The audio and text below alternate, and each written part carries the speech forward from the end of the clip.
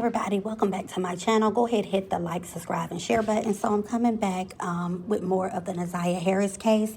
And so yes, that video that I first shared when this video came on that I uploaded was Jarvis and his daughter. I guess she was going to the prom, I'm not for sure, but he just looked like a creep. I just don't like the way he looking at her. It's just everything about that. He's just a sick individual. And I just wanted y'all to see that. Now, what I'm going to upload now is Judge Aaliyah Sabree's statement at the preliminary hearing about Naiah Harris. And I reflected on all the things that she said, and she couldn't have said it any better. Everybody around this girl failed her, down from the school officials, CPS, family members. Everybody did. And I just want y'all to sit and listen to this. Her part 1 and part 2 statement that she made about Naiah Harris case.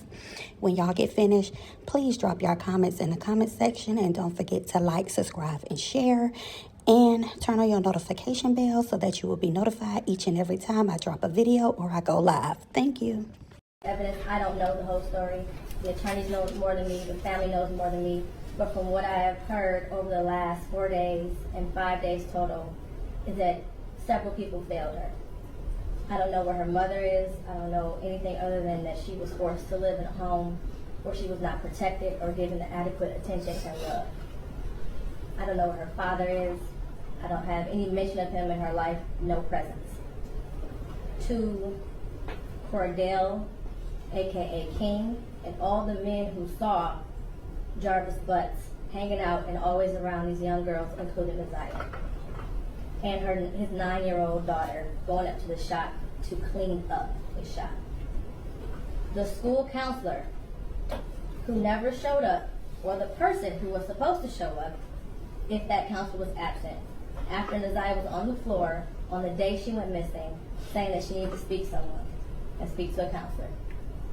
There's no mention of CPS, but I wonder what their involvement was over the years, because this was not just a one-year thing. There are text messages at least from 2022. To her adoptive grandmother, Annette Harris, whose testimony, in my opinion, was very questionable. I understand why the people put her on the stand to establish Naiah's residence and the houses on Bedford and the regular routine, to establish also that Naiah was not a runaway child, that she was not a bad kid. I do believe she adopted Naiah. I do believe that she had 6 kids in the house. I believe that Naiah had on a dark hoodie the day she went missing, and that she had on red and black Nikes that day. What is hard to believe is that the defendant never came into the house as she testified. And there was also a minor that testified that he did as well. Text messages that showed between him and Naiah that he did. In the basement, saying he was going to the shower, stealing her panties. He was always lurking around that house and asking for Janiyah and Naiah, from what I know. I even thought about the breakfast routine and saying that all the kids like eating breakfast at school. Did they have a choice? I don't know.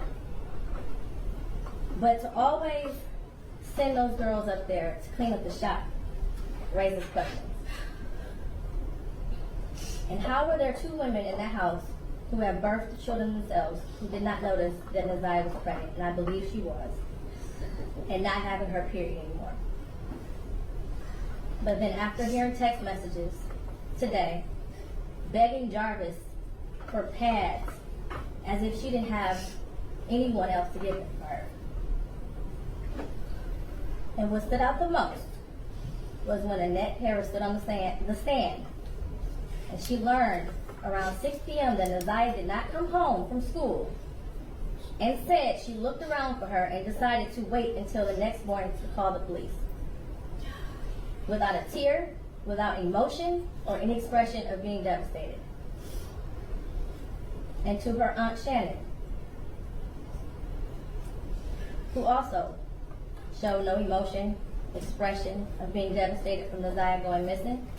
She stated that she had friends help look for Naiah, but was directed to just wait until the morning to call the police. a grown woman who likely suspected something strange going on, didn't feel the need to call the police either. They were both able to go to sleep at night without hearing from Naiah or having any indication that she was coming home that night. And of course, the defendant, who I will get to in a minute. I don't know who else failed Naiah, but the community did. As far as the people establishing probable cause, I will focus on count 1, as it's been stated that there is no contention with counts 2 and 3. In count 3, I will amend based off of the motion and the testimony I heard that Naiah was 12 and not 13 at the time that Jarvis Butts had sexual intercourse with her. The prosecution is correct. You do not have to have a body to establish first-degree premeditated murder. It would have been a much shorter exam had her body been found, but this is where we are. In the last 365 days, no text messages. We all heard today and yesterday that she was very active and frequently texted. No social media for a year. We heard through testimony that she was also active on social media. No phone calls, which she was also able to do according to testimony. No physical sighting of her by anyone. She never came back to school. No one has seen her. Medical records dated from July 2014 to October 2023 indicated that she had no life-threatening medical issues that would lead to a natural cause of death. The black hoodie found in the area of 7 Mile and Bird with her DNA and blood on it. The holes in the hoodie consistent with some sort of struggle, violence, or weapon being used. And we know that there were no holes in that hoodie when she wore it to school. We saw a picture of her in a black hoodie on her last day that everyone saw her. I do believe her grandma testified truthfully about the sweatshirt that she had on and that was practically new. And the border agent who said that no evidence of animals would have destroyed the clothing or the shoes to possibly lead to animals tearing up that hoodie.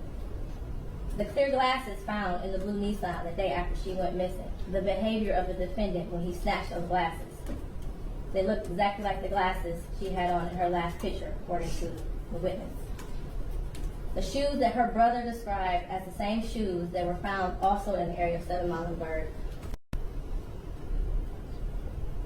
We may never know what happened, but from what I heard today and over the last 4 or 5 days, it appears he intended to perform what he thought was a do-it-yourself abortion on Naiah and went south, and instead of seeking medical attention for her, he intentionally killed her and tried his best to cover it up.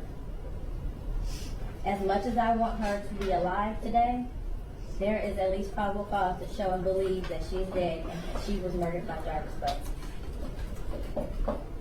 Mr. Butts, stand up. You've been sitting over there for 4 days with your head down, sitting between and behind your attorneys with your mask on and taking vigorous notes. I want you to pay attention and listen to everything I have to say. I have been trying to figure out for the last 5 days, you. At one point, I thought you were cognitively impaired in the beginning of this exam. And then maybe you had the brain of a 10-year-old, and that's why you were doing such things. But as I heard more and more testimony, you're just a true definition of a pedophile. Watching you laugh and brag about all the women you have with different women and the children and the girlfriends, and making babies to groom them, and having them in your presence, cleaning up, quote, cleaning up your shop, and the little girls around you, has landed you here today. You groomed Naiah. You played mind games with her. We all heard that. You controlled her emotionally. She was exposed to so much at such a young age. The text messages between you two were disgusting to hear. And to think that she had you saved in her phone as bae for life.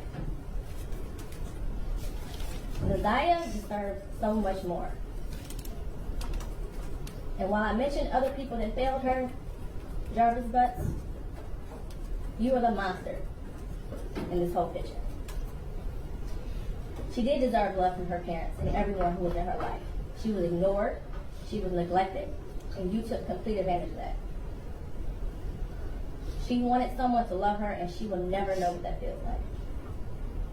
Your children deserve more.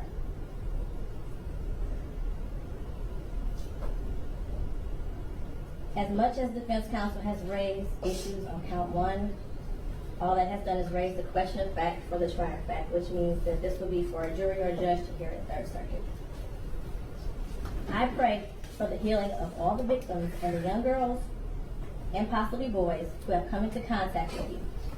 As a community, we should look at this case as a prime example of how much work we have to do when it comes to protecting our children and especially our black girls. I pray for closure and healing for all those who have been traumatized by you. And for you, Jarvis Butts, I wish you a speedy trial and that justice be delivered. Your bind over date is January 16th at 9 o'clock a.m.